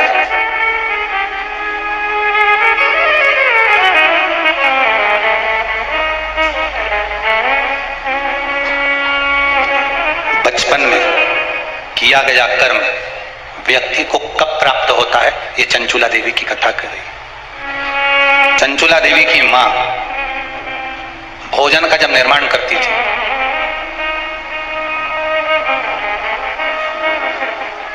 ध्यान दीजिएगा जरा, बहुत सुंदर संवाद है, शायद आप भी अपने बच्चों को इस चीज के लिए डांटते हो शायद।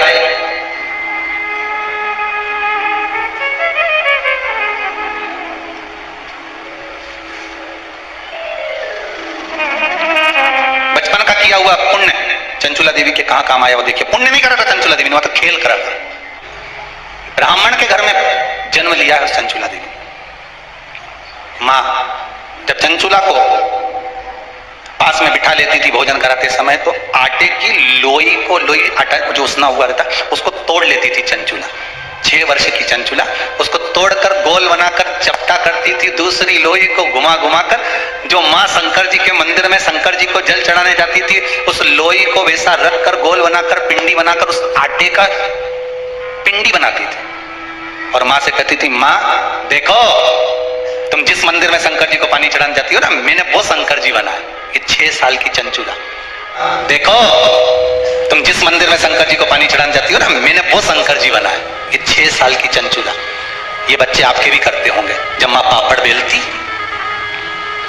माँ जब पापड़ बनाती ना तो छोटी छोटी लोई बच्चे छोटे छोटे से, हम भी बनाएंगे। और वो छोटा सा बच्चा लोई लेकर बैठ गया, घुमा रहा है, चिड़िया बना रहा है, तोड़ रहा है, फोड़ रहा है। चंचुला देवी ने भी ये करा। कई लोगों ने पूछा, गुरुदेव चंचुला का पति इतना पापी था, बेकार कर्म करता था, चंचुला कभी भजन नहीं करी, दान नहीं करी, पुण्य नहीं करी, सत्कर्म नहीं करी, कभी उसने अच्छा काम नहीं करा, फिर काशी कैसे पहुंच गई?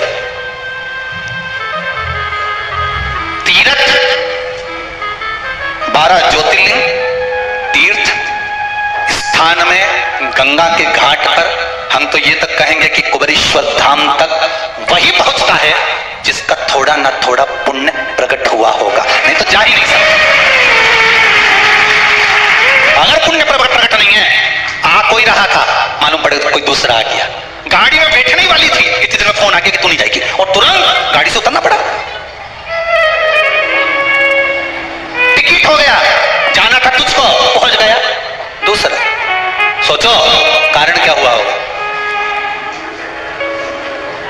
चंचुला आखिर कैसे काशी पहुंच गई?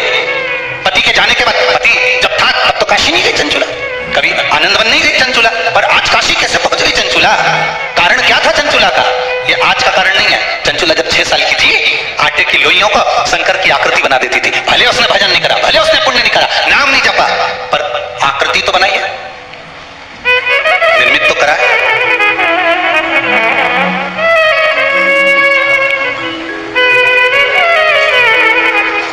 यहां कुबेरेश्वर धाम में आकर कई माताओं ने इधर उधर का पत्थर बीन बीन कर सबने अपना अपना बंगला बना दिया। पूरा कुबेरेश्वर धाम में घूम के आना, बंगला ही बंगला मिलेगा। और पत्थर का काम करने वाले परेशान इनके बंगले के चक्कर में, वो पत्थर काट के रखते ही उठा के बंगला बन जाते हैं। अरे यहां आकर बंगला बनाने से अच्छा है कहीं मिट्टी मिल जाए तो शिवलिंग बना लो रे।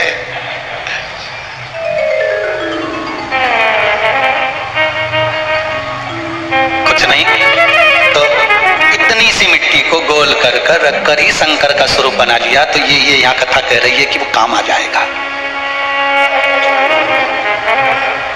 कोटी बंगलो वालों सुन लो, एक दिन ऐसा धन दौलत और माल खजाना सभी पड़ा।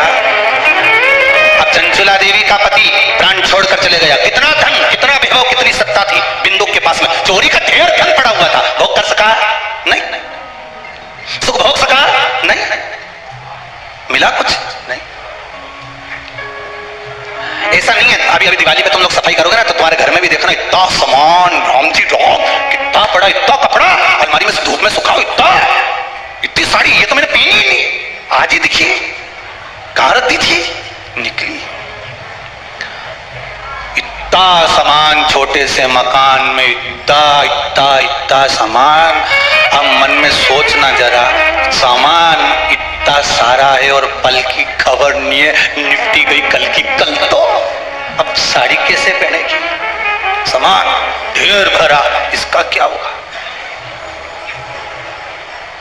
क्या भरोसा? साथ देती नहीं है किसी का, क्या भरोसा है इससे? क्या भरोसा? इसलिए बारंबार कहते हैं भजन करो, स्मरण करो, मंत्र जाप करो, नाम जाप करो, भगवान की भक्ति में डूबे रहो। कुछ नहीं जपना, श्री शिवाय नमस्तुभ्यम ही बोल लिया बहुत है। राम बोल लो, कृष्ण बोल लो, कुछ तो जपो, कुछ तो जपो। भरोसा नहीं जीवन का।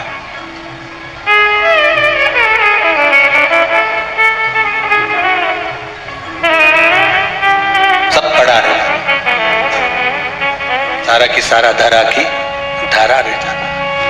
धन दौलत और माल खजाना यहीं पड़ा, सब पड़ा। महाराज बचपन का 6 वर्ष की आयु में बनाया गया आटे का मात्र शिवलिंग उस चंचुला को काशी तक ले गया। शिव महापुराण की कथा सुनवा दी, गंगा का स्नान करा दिया, प्राण छूटे और शंकर जी के धाम पहुंचा दिया उस चंचुला को। विचार करिए कितना कर्म उसने, पति चोरी करता, निंदा करता, बुराई करता, सारा काम बेकार करता, और उसके साथ में रहने वाली नारी इतना सत्कर्म कर दे, इतने अच्छे धाम में पहुंच जाए, तो ये सोचने वाली बात है।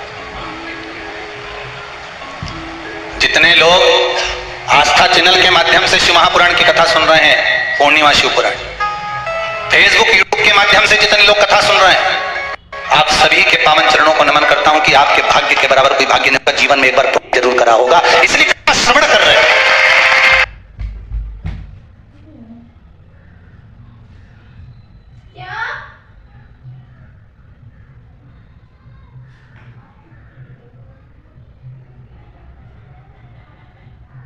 शंकर की कथा में मन लगाना बड़ा कठिन है साहब। भजन में लगाओ तो भोजन में चले जाता है, कथा में लगाओ तो फिल्म में चले जाता है। केवल बटन का अंतर है, रिमोट तुम्हारे हाथ में ही है। इधर से इधर दबा दिया तो अभी गाना चालू हो जाएगा, नाटक चालू हो जाएगा, फिल्म चालू हो जाएगी, और इधर से इधर दबा दिया तो आस्था चैनल चालू हो। ये बटन दबे नहीं तो सत्संग मिले, और बटन नहीं दबे इधर की इधर दब गई, बस यही बुद्धि है। इसको परमात्मा ने बटन अपने हाथ में रखी है। आपने बचपन में कोई सत्कर्म करा होगा, कोई अधोगति के अंतर्गत परमात्मा का स्मरण अधेड़ी में, बुढ़ापे में, बचपन में, जवानी में कभी तो नाम जपा होगा, उसका पुण्य मिला। शिव पुराण ऐसे नहीं मिल जाते। कहां पहले लोग गांव की कथा हो रही है। पहले लोगों ने शंकर जी के शिवलिंग को ले जाकर पीपल के पेड़ के नीचे धर दिया। कोई ने कह दिया शंकर जी के मत पूछो, सब उठा उठा के धरिया है। अब सब पीपल के पेड़ के नीचे से वापिस शंकर जी घर लिया है।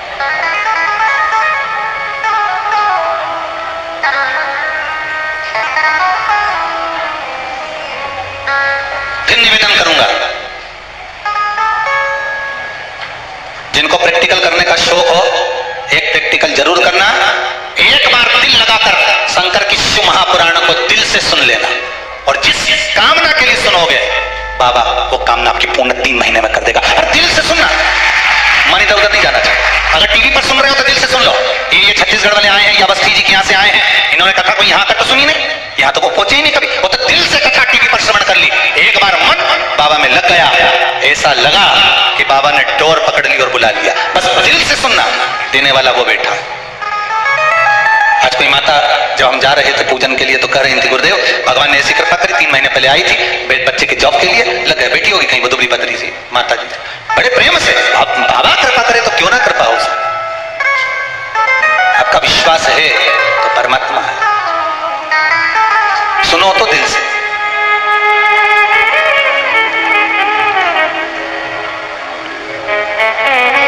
तुम किसी से फोन पे बात कर रहे हो, बोलो तो सही।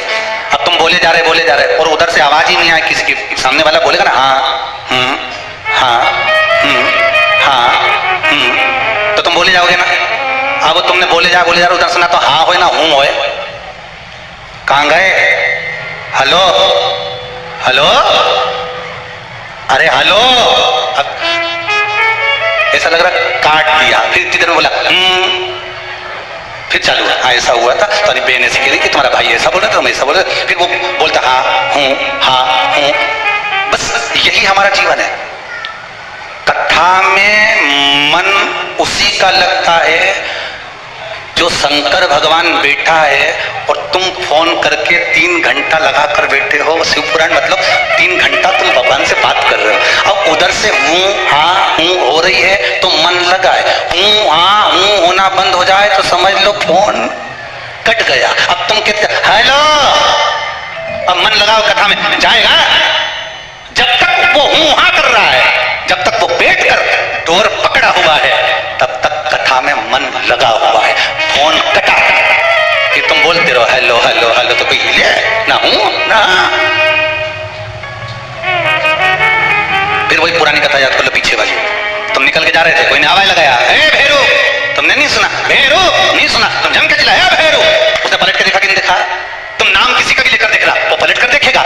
उसी तरह तुम परमात्मा को पुकारते रहो, शंकर को बुलाते रहो, शिव महापुराण सुनते रहो, एक बार तो पलट कर देखेगा ही, ये पक्का देखेगा। हारिए ना हिम्मत विसारिए ना आराम। कौन कहता है कि काम नहीं होगा? कर्म कर, भगवान गीता जी में कह रहा है। इनके चक्कर में मत पड़ के नरियल लेके पहुंच गया, घूम गया, कृपा कर दो कि इसे हंडा निकाल दो। ये हंडा निकालने वाले खुद ही निकल गए, पर हंडा नहीं निकला। खोद रहे थे जमीन, गिर गई दीवार। पूछा महाराज कहां गए, तो के अंदर ही दब गए, निपट गए। ये हंडा वंडा के चक्कर में मत रहना।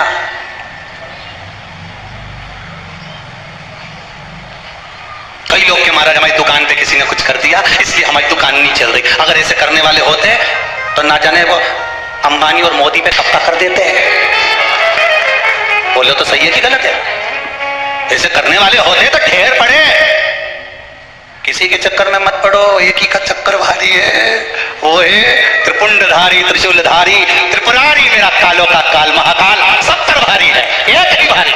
किसी के चक्कर में अब के हमारी दुकान नहीं चली, पहले अच्छी चलती थी, बाजी वाले ने कुछ कर दिया। अच्छा राम, किसने बताया? एक महाराज जी से पूछा था, उन्होंने कहा तुम्हें दुकान पे कुछ कर दिया? तो हमने कहा भैया ऐसा करने वाला हो तो दुनिया के लोग ना जाने इतने बड़े जो ऊपर बढ़ते जा रहा है उन पे नहीं कर देता। तू ही मिला काहे की दुकान तेरी? गुटखा की। और बस तो उसने कुछ नहीं करा, जो गुटखा खाने वाले निपट गए ना करा काहे का बोले शिव कह रहे, शंकर की कथा कह रही है, इस मन को परमात्मा में लगा लो। बिंदु चंचुला देवी मन को जो लगाई शिव में, 6 वर्ष की अवस्था में चंचुला ने आटे का जो शिवलिंग बना रही थी मम्मी के साथ माता के साथ बैठकर खिलौने में खेल। पुराने जमाने के बच्चे खेलते भी थे तो भगवान से खेलते थे। बोलो सही है कि गलत है? कहीं गणेश जी की मूर्ति उठा ला है पुरानी, कहीं लक्ष्मी जी को उठा ला है, कहीं इतना सा खेल खिलौना पहले दिवाली पे मिलती थी वो चक्की और खिलौना और ये और वो, उससे खेलते थे। आज का जमाना में तो दिन भर मोबाइल लेके खेलता रहे, गाड़ी इधर से उधर। अब भगवान से खेलते थे तो कहीं उसका पुण्य तो खाते में होता था कि नहीं होता था? पुण्य मिल जाता था। पार्वती जी ने करा क्या था? 4 साल की अवस्था में माता पार्वती बालू का शिवलिंग बनाती, पूजन करती, पत्तियां तोड़ के शंकर जी पे चढ़ाती, भगवान का भजन करती रहती, श्री शिवाय नमस्तुभ्यम ओम नमः शिवाय जपती रहती। भगवान को उसका पुण्य फल मिला, पार्वती जी को शंकर जी मिल गए। फल तो प्राप्त हुआ, आनंद तो प्राप्त हुआ, मिला। प्रेत योनि से छूटने के लिए चंचुला देवी ने शिव महापुराण की कथा करवाई। अहंकार को त्यागने के लिए, अभिमान को तोड़ने के लिए देव ऋषि नारद ने चंद्रदेव से शंकर की आराधना करवाई। श्रवण करो, अहंकार को तो त्यागने का समय हो। एक बात बहुत ध्यान दीजिएगा, भीतर अगर अभिमान है शिव नहीं मिलेगा। कहां से लाऊं चंदा, कहां से लाऊं सूरज, कहां से लाऊं तारे आकाश जड़े रे, ओ भोले तेरी सेवा हमसे ना। कहां से लाऊं लड्डू, कहां से लाऊं तेरा, कहां से लाऊं बर्फी वो शक्कर चढ़ी रे, ओ भोले तेरी सेवा हमसे ना बनी रे। पूजा की थाली हम लिए खड़े रे, ओ भोले तेरी सेवा हमसे ना बनी रे। कहां से लाऊं गंगा, कहां से लाऊं यमुना, कहां से लाऊं सरयू अपार पड़ी रे, ओ भोले तेरी सेवा हमसे ना बनी रे। हे शंभु, हे त्रिकालदर्शी, हे कैलाशी, हे अविनाशी, हमसे नहीं। अहंकार जाएगा तब भगवान मिल पाएगा।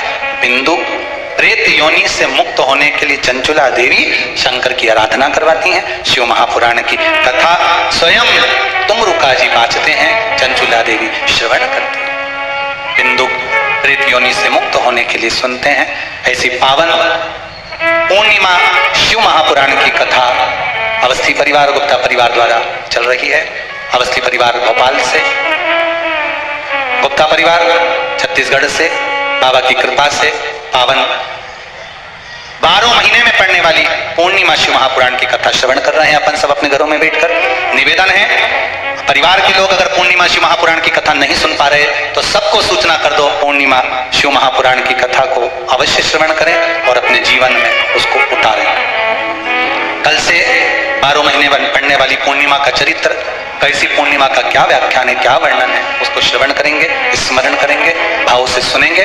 आज की कथा को यहाँ विराम की ओर लेते हैं, कल कथा में फिर आगे बढ़ेंगे। सुंदर सुंदर चरित्रों का स्मरण करते हुए सुंदर भगवान शंकर के द्वार पर भगवान शिव ईश्वर जी और माता पार्वती गौरा जी बनकर बड़े आनंद से, ईश्वर जी और गौरा जी गणगौर बनकर भगवान आनंद से कथा श्रवण करने